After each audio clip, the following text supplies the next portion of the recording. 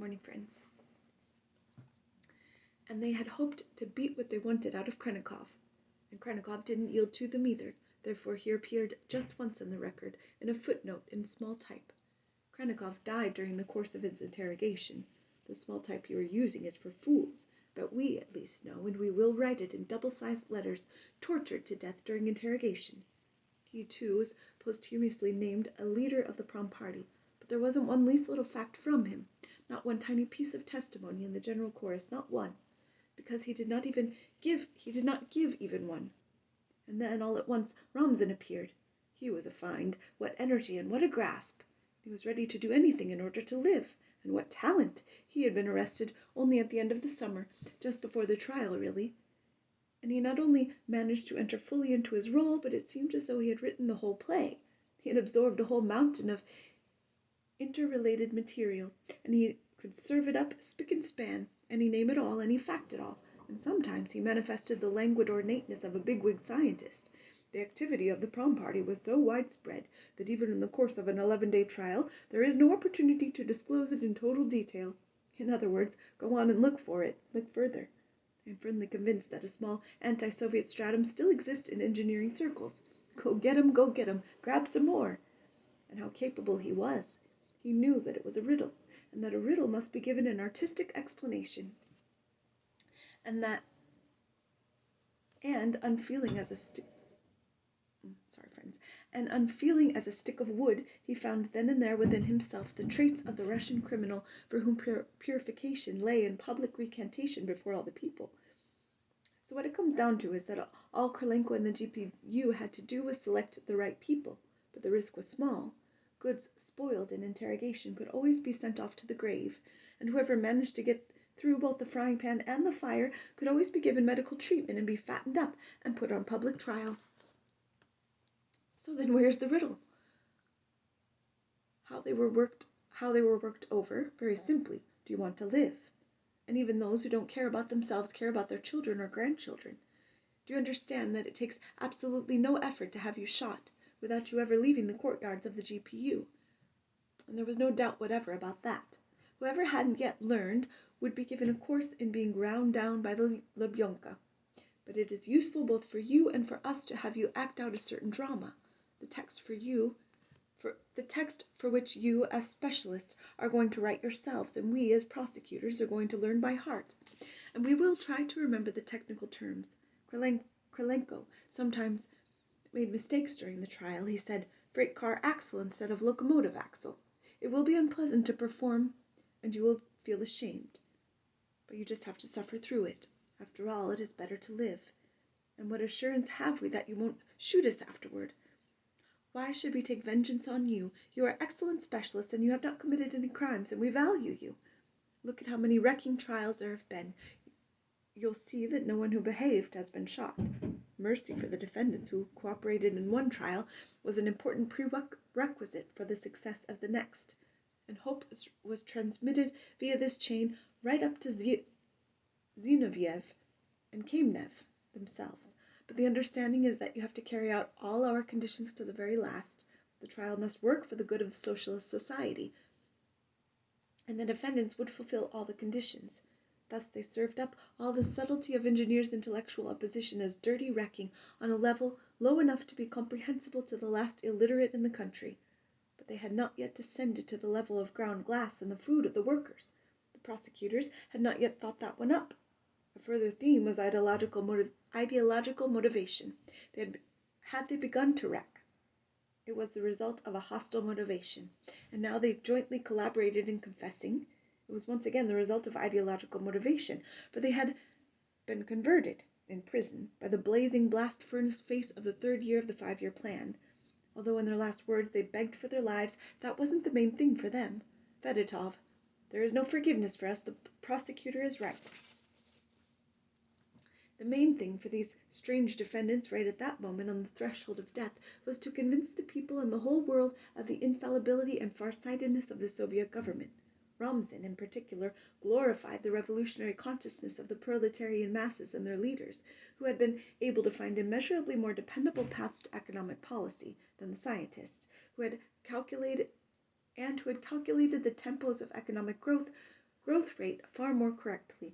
And then I had come to understand it was necessary to make a jump ahead, and it was necessary to make a leap forward, that it was necessary to capture by storm, etc., etc. And Aleksandr declared the Soviet Union is invincible against the weakening capitalist world.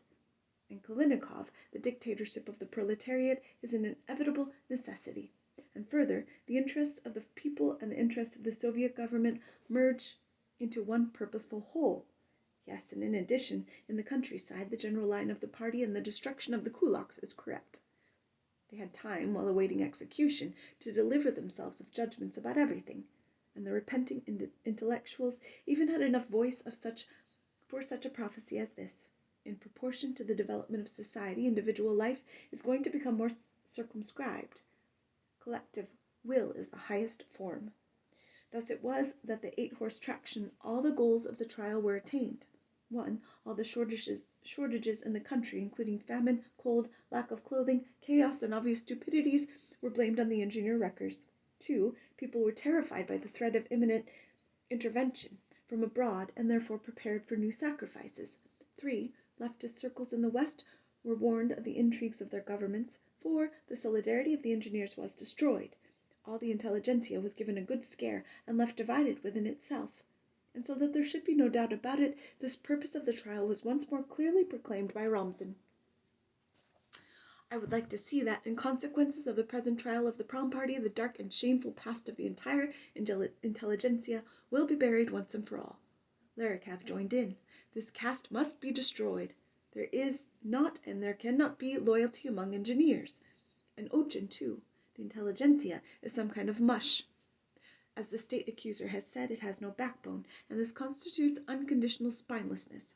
How immeasurably superior is the sensitivity of the proletariat. So now, just why should such diligent collaborators be shot? And that was the way the history of our intelligentsia has been written for decades. From the anathema of 1920, the reader will remember, not the brains of the nation, but shit, an ally of the black generals, and the hired agent of imperialism, right up to the anathema of 1930. So, should anyone be surprised that the word intelligentsia got established here in Russia on a term of abuse? That is how the public trials were manufactured. Stalin's searching mind had once and for all attained its ideal. Those blunderheads, Hitler and Goebbels, would come to envy it and rush into their shameful failure with the burning of the Reichstag. The standard has been set, and now it could be retained perennially and performed over again every season, according to the wishes of the chief producer, and in fact the chief wanted another within 3 months. The rehearsal time was very short, but that was all right. Come and see the show, only in our theater, a premiere. The case of the All-Union Bureau of the Mensheviks, March 1 through 9, 1931. The case was heard by a special aziz of the Supreme Court, the presiding judge in this case, for some reason being N.M. Shvernik.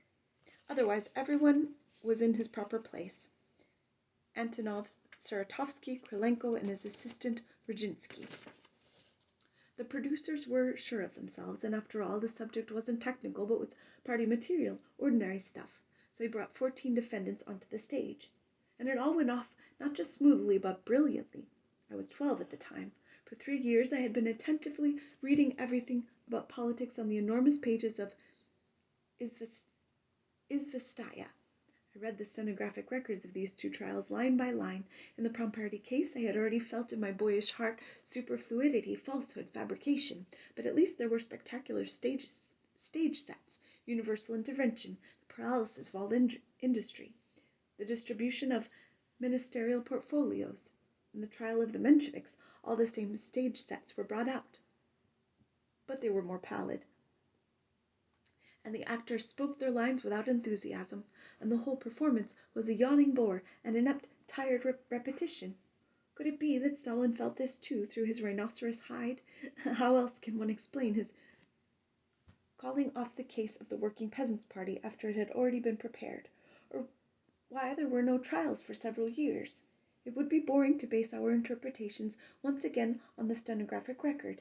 In any case, I have fresher evidence from one of the principal defendants in this case, Mikhail Petrovich Yakubovich, At the present moment, his petition for rehabilitation, exposing all the dirty work which went on, has filtered through to Samizdat, our savior. The people are reading it just as it happened. His story offers material proof and explanation of the whole chain of Moscow trials of the 30s. How was the non-existent Union Bureau created? The GPU had been given an assignment. They had been told to prove that the Mensheviks had adroitly wormed their way into and seized many important government jobs for counter-revolutionary purposes. The genuine situation did not jibe with this plan. There were no real Mensheviks in important posts, and then there were no real Mensheviks on trial either. True, they say, V.K. Ikov actually was a member of the quiet, do-nothing, illegal Moscow Bureau of the Mensheviks, but they didn't know that at the trial. He was processed in the second echelon and received a mere 8. The GPU had its own design, 2 from the Supreme Council of the Economy, 2 from the People's Commissariat of Trade, 2 from the State Bank, 1 from the Central Union of Consumer Cooperatives, 1 from the State Planning Commission. What a boring and unoriginal plan. Back in 1920 they had ordered in the matter of the Tactical Center that it include 2 from the Union of Rebirth, 2 from the Council of Public Figures, 2 from this and that, etc. Therefore they picked the individuals who suited them on the basis of their positions, and whether they were Mensheviks or not, depended on whether one believed rumors. Some who got caught this way were not Mensheviks at all, but directives. Directives had been given to consider them Mensheviks. The genuine political views of those accused did not interest the GPU in the least. Not all the defendants even knew each other, and they raked in Menshevik witnesses too, wherever they could find them. All the witnesses, without exception, were later given prison terms too. Ramzan testified prolifically and obligingly at this trial also, but the GPU pinned its hopes on the principal defendant, Vladimir Gustavovich Groman, with the idea that he would help work up this case and be amnestied in return, and on the provocateur Petunin. I am basing all this on Yakubovich's report. Let us now introduce M.P. Yakubovich. He had begun his revolutionary activity so early that he had not even finished the gymnasium. In March 1917, he was already chairman of the Smolensk Soviet. Impelled by the strength of his convictions, which continued to lead him on, he became a strong and successful orator. In the Congress of the Western Front, he impetuously called those journalists who were demanding that the war continue enemies of the people.